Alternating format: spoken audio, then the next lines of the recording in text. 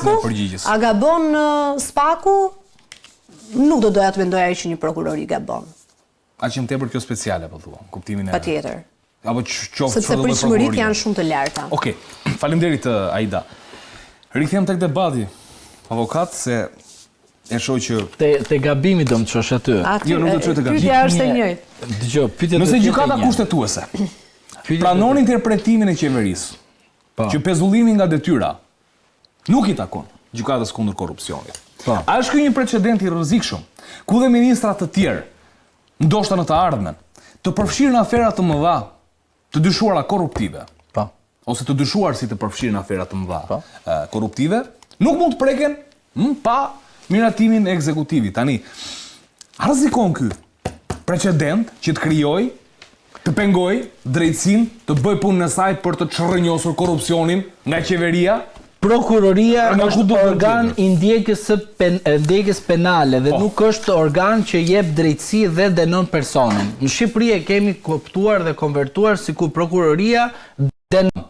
Gjykata. Në Shqipëri kështu është, e te populli thotë, futim burg të rasti prangat, je për burg. Mbaroj. Këte e kemi bërë si shoqëri shqiptare dhe kemi goditur totalisht sepse nuk kemi kuptuar ndarjen e ballancimit të pushteteve. Mirë, se kemi kuptuar ne po di vetë. Një sekondë, ata e bën sipas shokës, më fal të ndërpres pak këtu sepse un kam thënë dhe shumë kohë më parë dhe vazhdoj ta mendoj edhe aktualisht që gjykatat shpesh janë kthyer si zyra notariale. Pra, miratojnë çdo gjë që kam thënë me kohë, kam thënë këtu edhe 4 vite mos gaboj sa herë kam dalë në televizor. Nuk tregon kjo një punë të mirë prokurorisë o vëlla. Çfarë punë? Ka punuar, më ka thuar dhe çfarë do thotë ishte punë e mirë domethënë, rasti aty të Bitrit që metamorfoza ishte gjë e mirë, që nxorrin të pafajshëm në një pjesë të grupit kriminal. Tani gaboj Spaku apo gaboj gjykata? Avokat.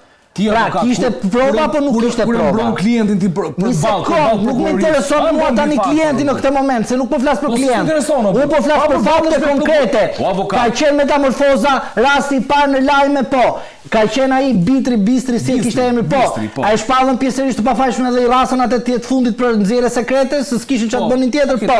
Tani e kemi një gabim total këtu? Po. E bëri Spaku këtë po, i rasën prangat e futën në burg po, i thot dikush një fal nesër, jo.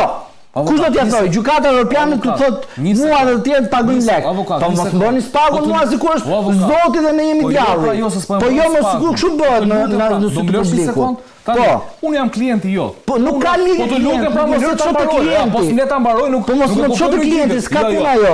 Është ishte parimore këtu zotëri. Të lutem parimore pra. Po mua më çoj te klienti. Aida është prokurore e shtetit, bron interesat e shtetit. Unë jam i akuzuari nga Aida. Ju jeni avokati i çështjes. Po ti sigurisht që më mbron mua sepse gjejnë gjithmonë, le të themi. Po unë çam lidhur me ballukun, çam të bëj ballukun me zotrin. Po ti mbron ballukun pra jo s'po. Po jo patë po jo sepse e kemi rasti parimor. Po sigurisht ka shitje edhe nuk është mund të ngrihet një akuz më tepër. Drejtësia është institucion që ka për detyrë të bëjnë ndjekjen penale. Drejtësia është ajo që jep çfarë? Vendim ndaj kërkesës së prokurorit. Po këtu në Shqipëri është ndërruar prokurori që është mbi gjykatat dhe në fund fare po të vuri prangat Spaku ti je i dënuar. Po jo më thjesht tregoj GKK-ja që liroi Bistrin, liroi Xhevairi. Po çfarë liroi se kishte prova se Spaku në masën kjo është drejtësia. Ajo bëri notere. Po kjo është drejtësia po jo, drejtësia është ashtu siç vjen kërcënimi pastaj dhe pastaj ashtu avokatët e thonë në bazë të provave që kanë gjetur kanë krijuar bindjen time. Kemi gritur rolin e prokurorit. Avokat. Jo, shqyqyr që na tregoi gjykata që nuk është zyrë notariale. Që bëri punën e vet. Shqyqyr që na tregoi gjykata që nuk bën punë notariale për gëlçin.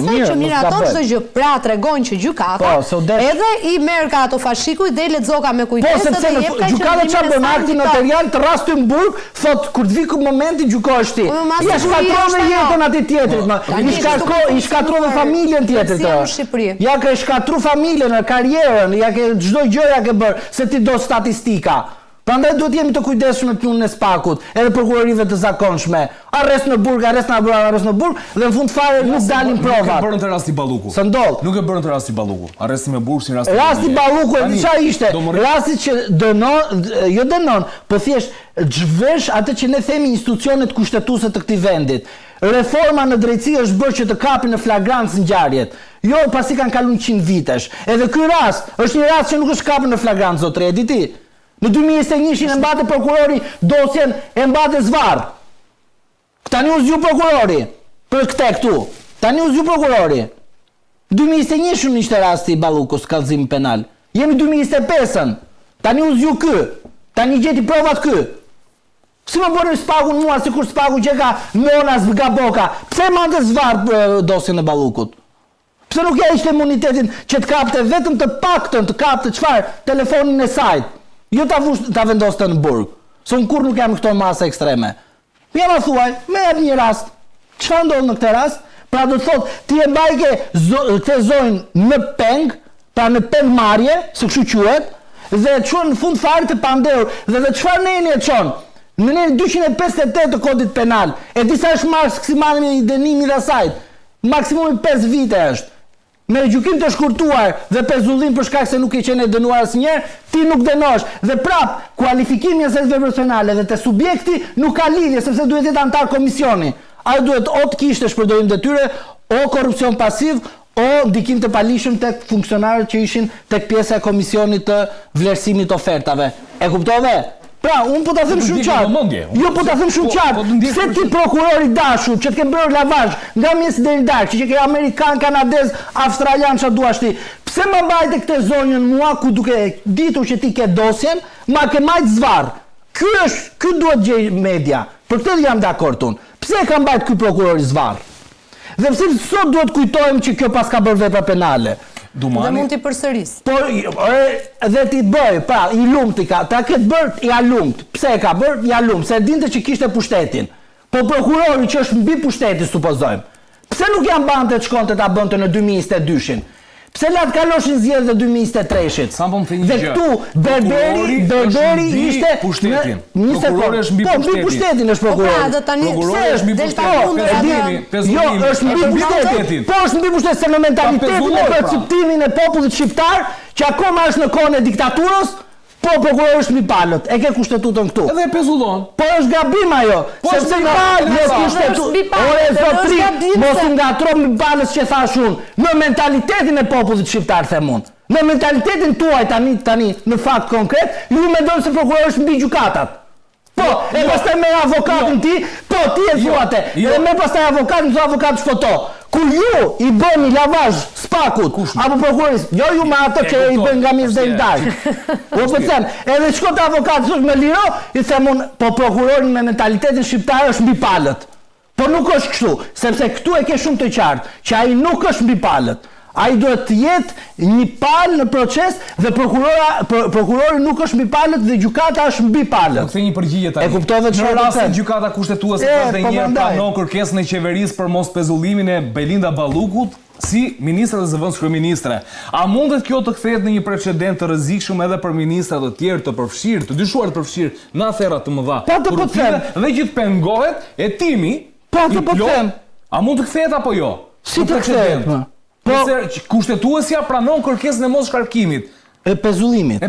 Fal. E pranon. Pra, nëse e pranon ajo thotë që po, prokuroria dhe gjykata kanë shkelur kushtetutën sepse ato kanë shkelur kompetencat e kryeministrit sepse është i vetmi që ja tërbohet nga kushtetuta të emërojë dhe të shkarkojë një antar të këshillit të ministrave. Nëse e pranon që mos ta pezullojë, të rinë në detyrë. Të rinë në detyrë. Atë pra kundër logjikës pra do të thotë që gjykata kushtetuese jep një goditje prokurorisë posaçme dhe gjykatës së posaçme. Është një goditje e rëndë. Gjyqtarët edhe prokurorët që kanë marrë këtë vendimarrje duhet të shkarkohen menjëherë. Të shkarkohen? Po, duhet të shkarkohen të ikin në shtëpinë e tyre. Se kanë vlerësuar që një ministër gabim që nuk falet. Asnjëherë në botë dhe asnjëherë në vende demokratike nuk bëhet një kërkesë e tillë. Dhe po të rëmani me në rastin e Berishës, duhet keni parasysh diçka, që gjykata kushtetuese për herë të parë ka dalë në një masë sigurie dhe tha, nuk duhet të vendosi gjykata dy masa, edhe detyrim, edhe largim nga vendi. Era parë ka ndodhur, nuk ka thënë për asnjë tjetër person. Por në rastin e Berishës e tha sepse e dinte shumë mirë që të shkonte në gjykatën europiane të drejtave të njerëzit, ashtu siç vajti dhe gjykata europiane i tha, zotri, ai është deputet, çfarë thot gjykata europiane?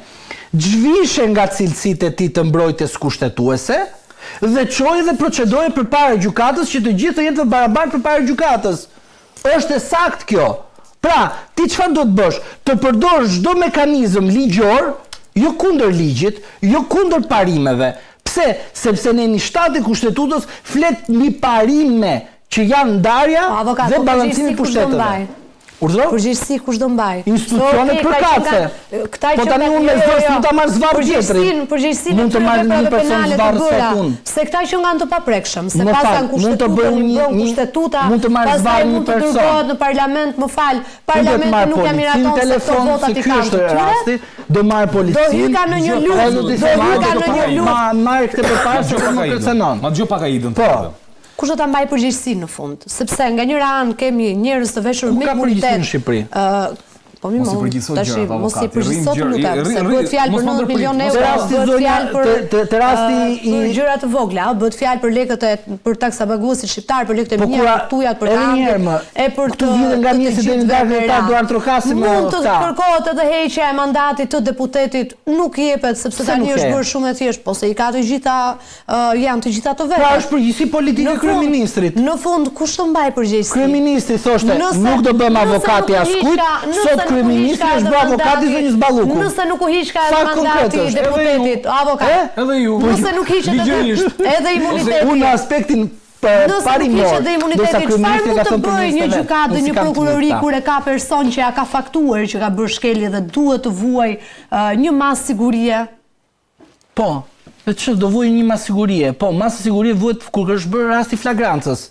Ju shikoni që është flagranca? Pra vetëm nëse është kapur në flagrancë? E shikoni që kjo është flagrancë për ju, rasti Zonjës Balluku është flagrancë.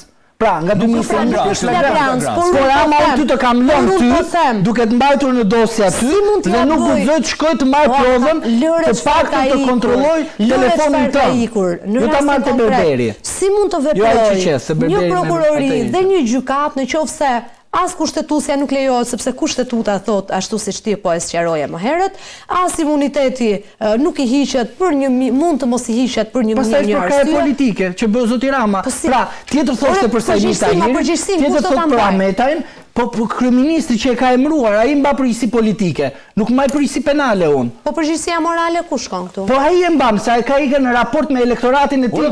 Në rast se socialistët e votojnë nga mesi deri në darkë Tiranën, edhe hajnë butë të shtëpi aty me krip, unë se kam hadhur ti gjithë nga gjumi. Jo, se po jeton me varfëri, edhe ai tjetri për pasuar kuriozitet. Po gjykata, çfarë bën? Çfarë të them unë atij tjetrit? Që voton në Partinë Socialiste edhe jeton në varfëri. Çfarë bën në rast të tillë, i gjendur përballë këtij? Gjykata duhet të zhveshi personin nga imuniteti. Si ta zhvesh?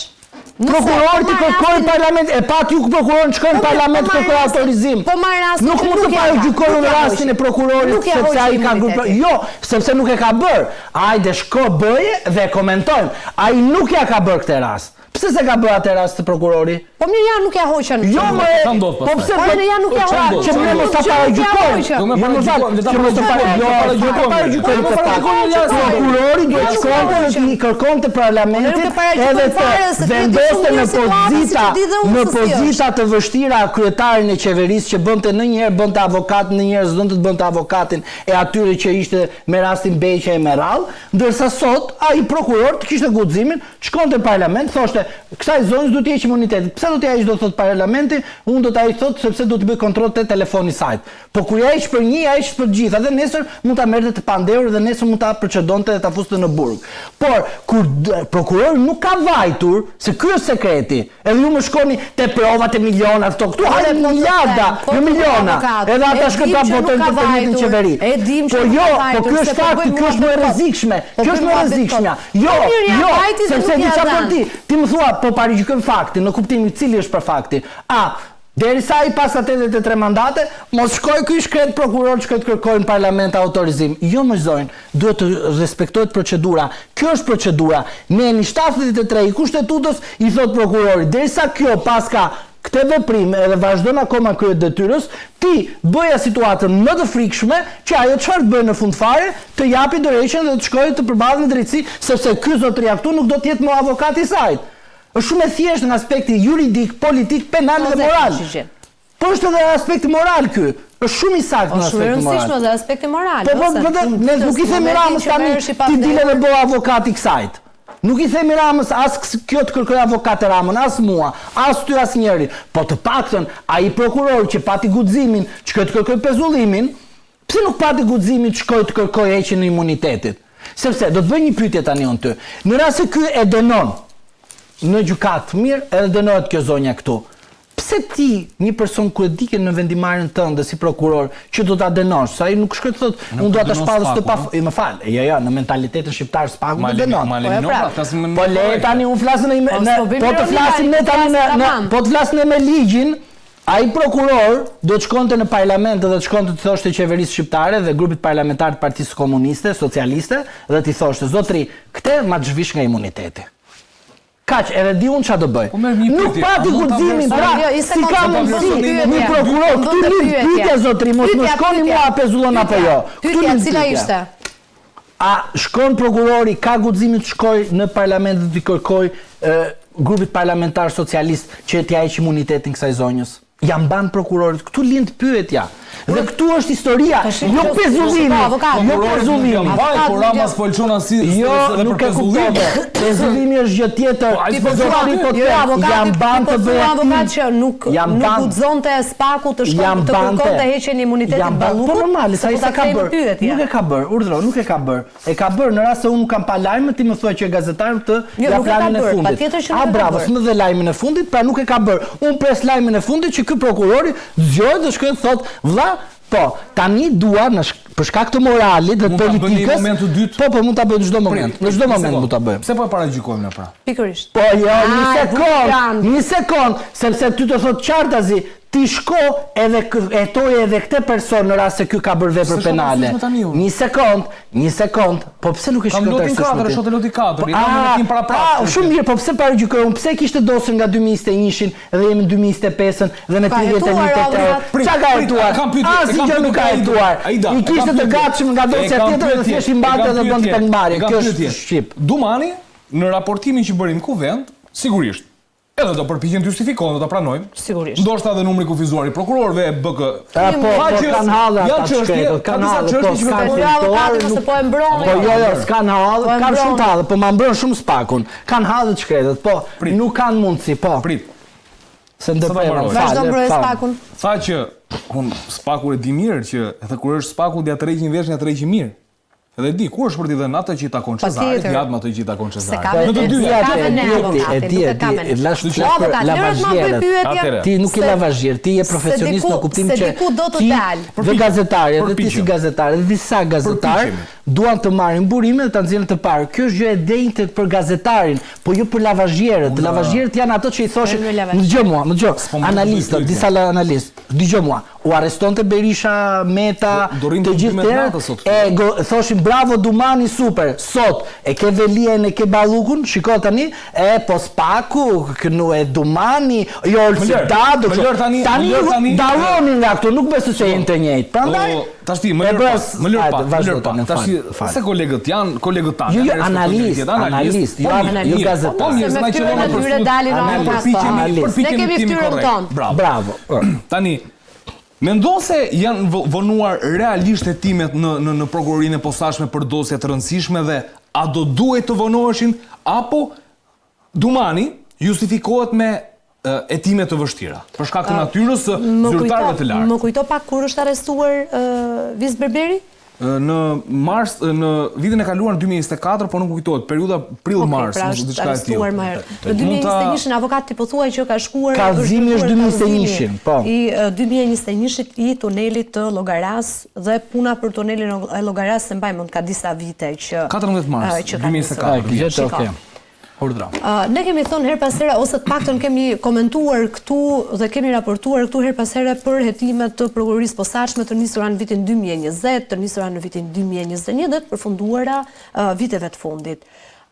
Kemi parë dosje voluminoze dhe këtu i referohem gjithmonë dosjeve të Sky SSC Encrochat që patjetër mund këndashur një analizë ndryshe, pavarësisht se edhe këtu ka qëndrime që a janë prova, janë indicje, nuk duhet ishën arrestuar të gjitha merat që edhe avokati i i ceku, ndërkohë sa i takon hetimit për tunelin e Llogaras apo për lotin e 4 të Unazës Madhe dhe për lotet e tjera që janë në hetim.